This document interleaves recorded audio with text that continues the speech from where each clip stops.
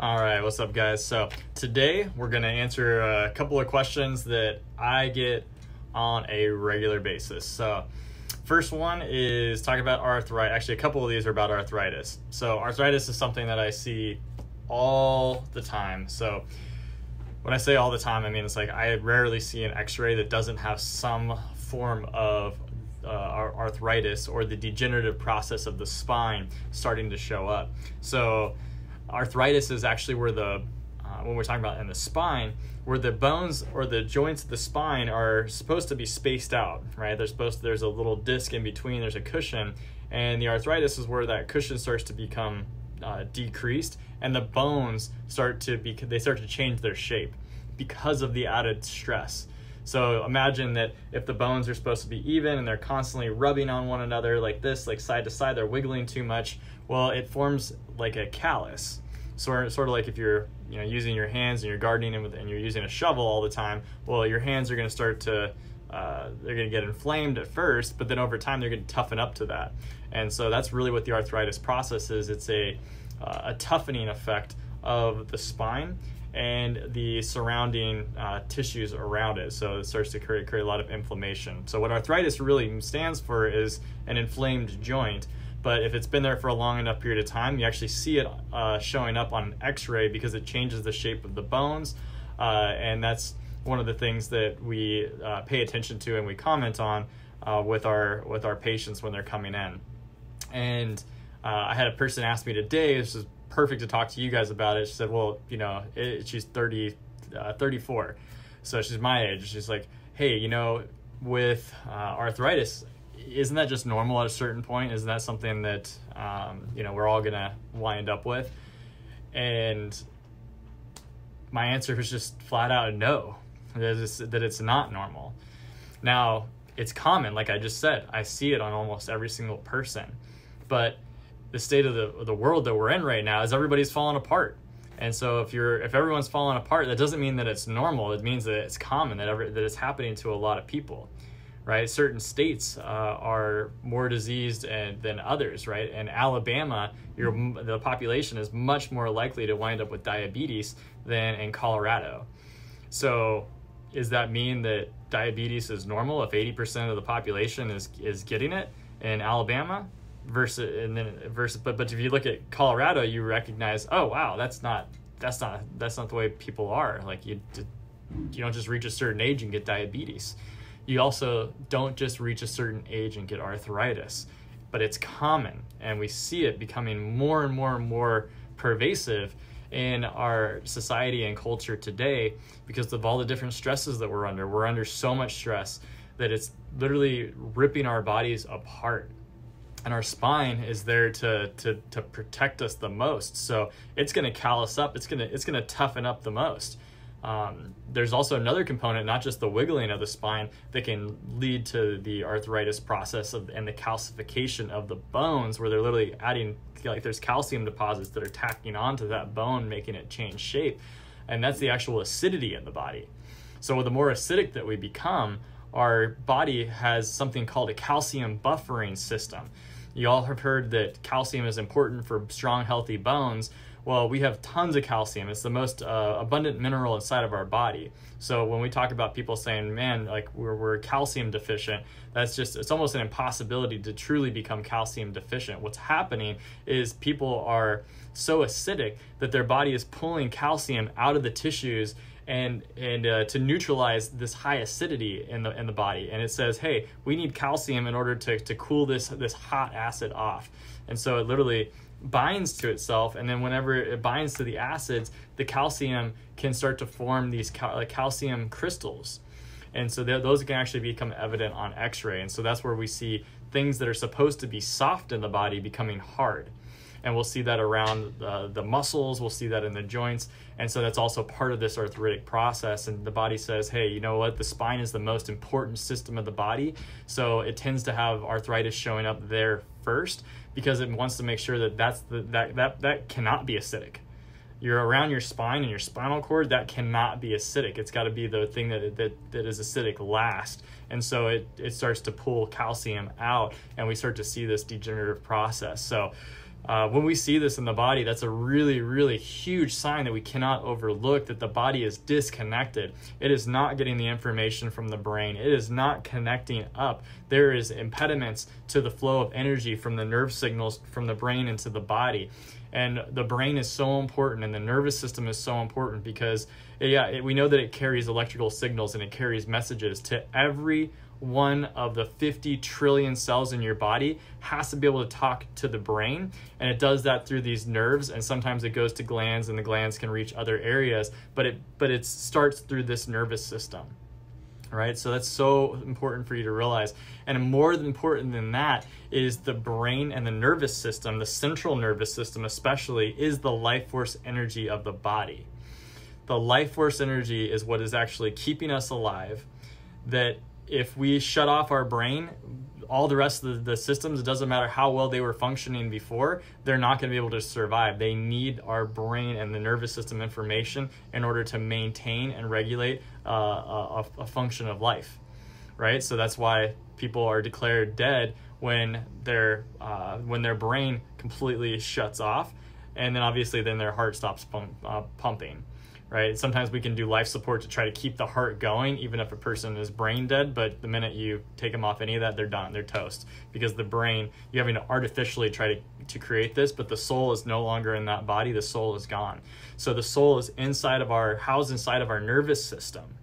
And that life force energy has to be expressed, right? And it has to connect up to our body so that we can walk in this world, in this three-dimensional physical reality, and operate, right? Our soul has to come into our body, kind of like sitting into a driver's seat and feels like, hey, here we go, here I am.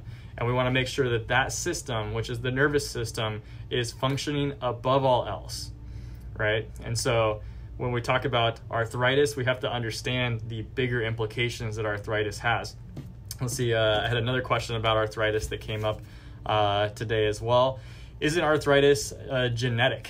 So that's a very, very good question. Is arthritis a genetic thing? Did I inherit this from my parents? And a lot of the ideas are that it's inherited because you go, oh man, I'm getting arthritis. Well, I know my mom had it, my grandma had it, my uncle has it, so it just runs in the family. This is something that's inherited. Well, once again, this is not the case, right? So you don't inherit this. Now, often what we see in terms of disease processes in general is that what your parents did and your grandparents did is there's subconscious patterns and habits that you've picked up from them. You've picked up their, in general, their eating habits. You've picked up their ways of processing stress and viewing the world, right? So whether those are good coping mechanisms or poor ones, they kind of become yours whether you realize it or not. And so these things can start to show up in our lives, how active you are, right? What does your activity levels look like? So those are also tend to be on some level inherited patterns from the rest of your family that you've been around. So it stands to reason that whole families and households and generations often are predisposed to having the same types of things. But there's an entire field of genetics now it's not even that new, but it's being discussed as though it's new now. It's called epigenetics. Epi means above, so above the genes, above the DNA, meaning that DNA is not controlling the things that we think that it is. It's actually the environment. There are signals from your environment that are actually impacting whether you express certain traits or not, whether your body starts to break down in particular ways. So that means that the power of what is happening in your genes is actually being dictated by your environment and your choices. So now that means that your thoughts start to control how your body is functioning. The different environments that you're in. Are you around a lot of pollutants? Are you in a polluted environment? Is your mind polluted? What sort of choices are you making for yourself lifestyle-wise? Or what sort of foods are you putting into your body? These all will start to show up or to dictate whether the genes start to become expressed and this becomes a problem in your life or not.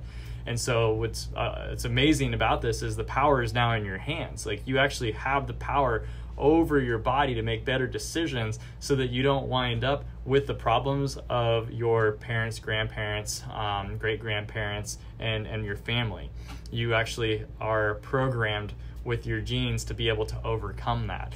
So you could fall back into it, but you can also overcome it, which is the exciting news. So if you think about any condition that you have, they found now that it's only like 4% of all the diseases now in the world that they've studied so far are true actual genetic diseases that you can't actually reverse or change. Things like Down syndrome, which are certain genetic anomalies. There's a few others, but they're very, very, very small. And interestingly, a lot of the ones that they're on that percentage list starts to become fewer and fewer. And they realize, oh wow, this is actually environmentally driven as well. So it's probably closer to like 98% of all diseases are actually not genetically triggered.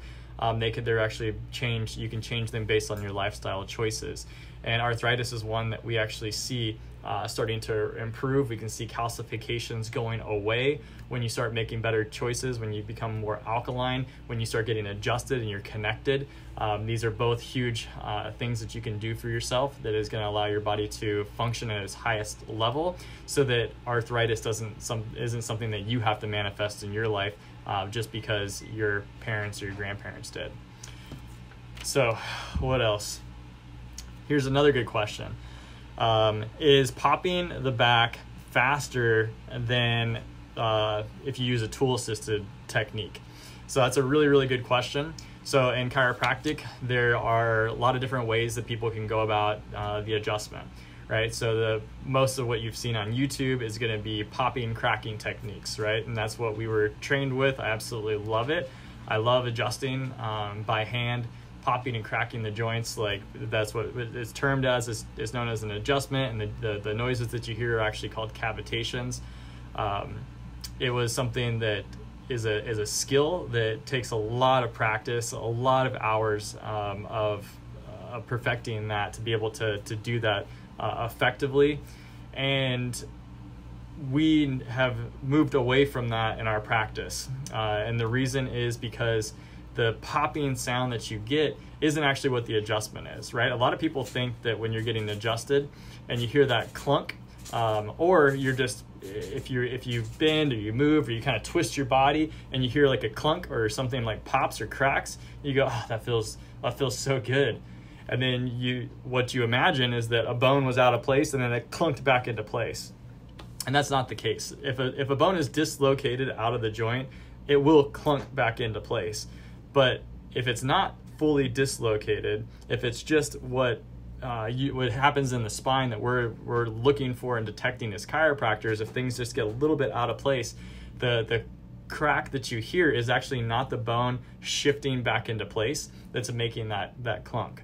What it is it's gas that's escaping the joint when the joint is quickly shifted, and it's similar to opening up like a soda can, right? You hear it's the gas inside of the soda can that makes that popping sound, or like the sound of the crack of the soda can.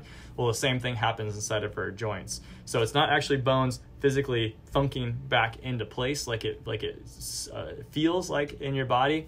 It's different than that. So why is this even relevant?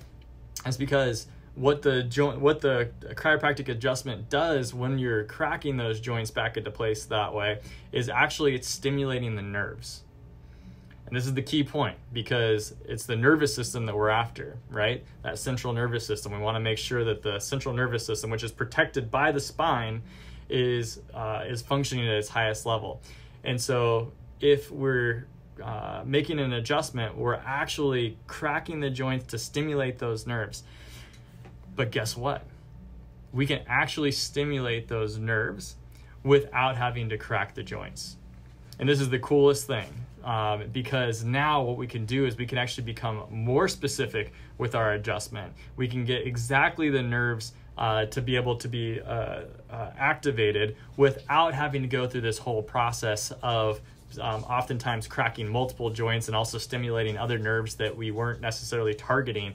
And what we find is that the more specific that we can become, it has a better impact, right? So instead of having more collateral damage, so to speak, when we're adjusting things that we didn't actually intend to, now we can be even more specific with a tool, and we get in there and now we activate just the area that needed it, and the body responds better. Now, it doesn't give you that same level of like, oh my gosh, like my back just cracked, and like if I lean it back across this chair, I can make my back crack. It doesn't give you that same level of or for some people it does, but for a lot of people it doesn't give you that same level of what feels like instantaneous gratification. But what we have found is it's actually better in the long term and in the short term. You actually get better results faster with the tool that we're using, and that's the only reason that we're doing that, or for in our office that we use that tool, because we're in this to get people to start feeling better as fast as possible, right? I'm not in this game for symptoms, meaning like you're hurting and I want to just immediately get you out of pain. That's obviously something that matters, but what we're in this into it, on a deeper level for is to remove the obstructions from your nervous system that are impairing the quality of life that you're experiencing, because back pain is just one of the manifestations that comes when your nervous system is out of balance, when your brain and body are becoming disconnected and you're losing connection to that life force energy. So that is our primary intention. The back pain just happens to be a side effect of that starts to repair itself and heal, because your body goes back into the natural healing state. So I want you to kind of think about that. And so when we look at what we're doing, our goal is always on the highest level, like what's going to open up that channel the fastest and the most effective way for a person. And it's going to be, and that's where we're going to be drawn to, right? So every chiropractor is going to be different in their approach. We have found that even though I absolutely love adjusting by hand, we just don't do that anymore, because we are able to use the tool that gets people their results faster. It builds on itself, and it starts to just unwind the body because we can be more specific. And it is it's an amazing tool to be able to use in chiropractic today. That just makes a huge world of difference. But hopefully that gives you a little bit more clarity on the popping of the back. Is that faster than using a tool assisted technique, or the tool that we use in the office, which is known as the integrator? And the answer is just no. Popping is not faster healing than the non-popping techniques. If people feel that way, it's literally just in between their ears. It's a psychological thing. It's not actually an impact of effectiveness. So those were some of the topics that I wanted to hit with you today. So hopefully you found this informative, and let's keep rising and heal together.